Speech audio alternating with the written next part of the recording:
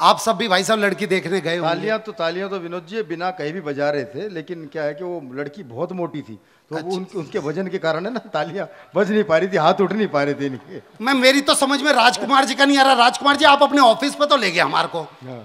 अच्छा ये बहुत चालाक आदमी है भाई साहब, मैं पहले बतला दूं।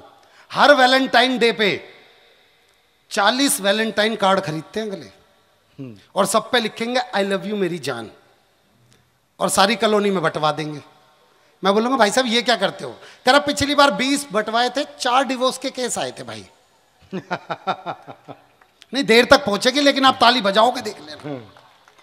मैं आप सब तक बस एक कविता पहुंचाना चाहता हूं, ये मेरी शादी वाली कविता है। आप लोग अगर अपना प्यार देंगे हर एक पंक्ति पे तो मैं जरूर यहां से, मैं देखिए आप बहुत अच्छी ऑडियंस है और पहली बार बीकानेर में आया हूं, तो मैं बीकानेर का प्यार पाना चाहता हूं। एक बार अपनी ताली बजा के मुझे आदेशित कीजिए, मैं देखना चाहता हूं।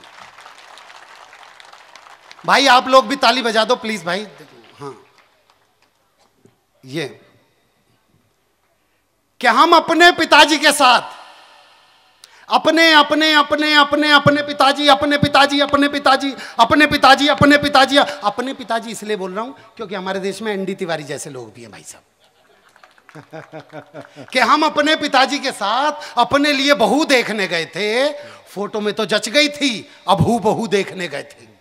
लड़की वालों के घर पहुंचा तो देखा गजब नजारा था, सास सज धज के खड़ी थी मेरी, ससुरा झाड़ू लगा रहा था, और घर में सास की चलती थी ये एक दृश्य समझा रहा था। सास के तन पे बनारसी साड़ी, लुंगी में ससुर हमारा था, और मेरा होने वाला साला। साला तो समझते हो ना? देखो साले 2 प्रकार के होते हैं भाई साहब। एक वो साला जो गाली में साला होता है, रिश्ते में साला नहीं होता। एक वो जो रिश्ते में साला होता है पर गाली में साला नहीं होता। पर फैक्ट की बात यह है जो रिश्ते में साला होता है उसी को गाली देने का बड़ा मन करता है भाई साहब। मैं फिर दोबारा पढ़ता हूं। और मेरा होने वाला साला तो गजब ढा रहा था। अगली पंक्ति देखता हूं भाई साहब, हाथ से आपके कहां तक पहुंचता है। और मेरा होने वाला साला तो गजब ढा रहा था, जोरू का गुलाम साड़ियां धो धो के सुखा रहा था।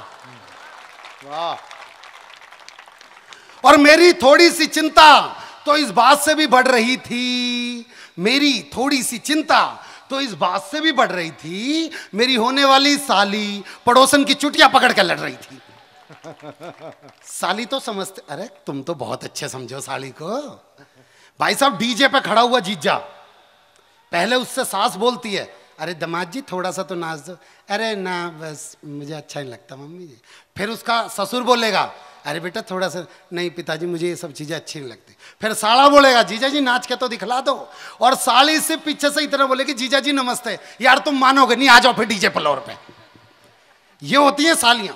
और मेरी होने वाली साली पड़ोसन की चुटिया पकड़ के लड़ रही थी।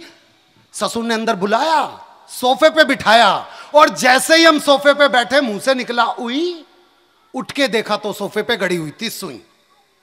अब आप पूछोगे सुई कैसे आई? ससुर शर्माते हुए बोला वो मैंने तेरी सास की साड़ी में फॉल लगाया था।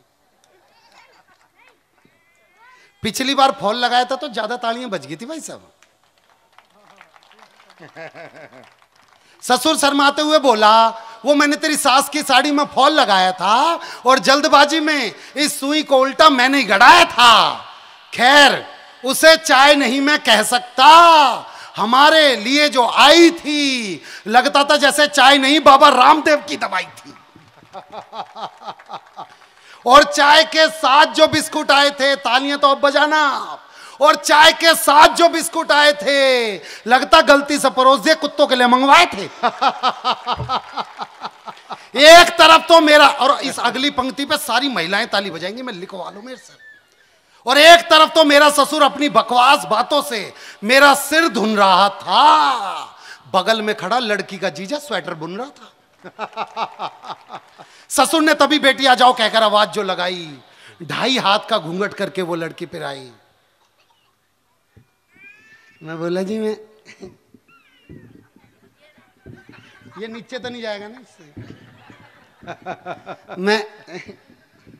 मैं बोला जी मैं लड़की से अकेले में बात कर। पिछली बार शर्माया था, इससे ज्यादा तालियां मिली थी मुझे।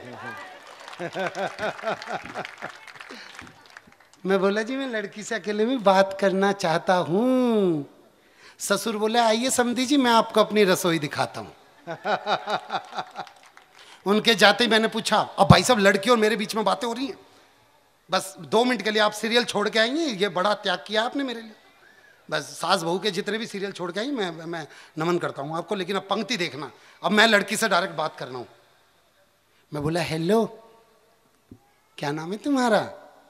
बोली जी घर का नाम तो लूसी है हमारा। मैं बोला लूसी? मैं बोला जी आपको नहीं लगता कि आपका नाम जानवरों से मिलता जुलता है? बोली बेटे मेरा तो नाम है, तेरा तो हुलिया भी मिलता है। मैंने अपने आप को संभाला, अगला प्रश्न उसकी ओर डाला। मैंने पूछा कहां तक पढ़ी हो ये तो बता दीजिए। बोले जितने आप पढ़ चुके उसमें से 12 क्लास घटा दीजिए। फिर मैंने पूछा इंग्लिश में कर लेती हो संवाद? संवाद मतलब बातें।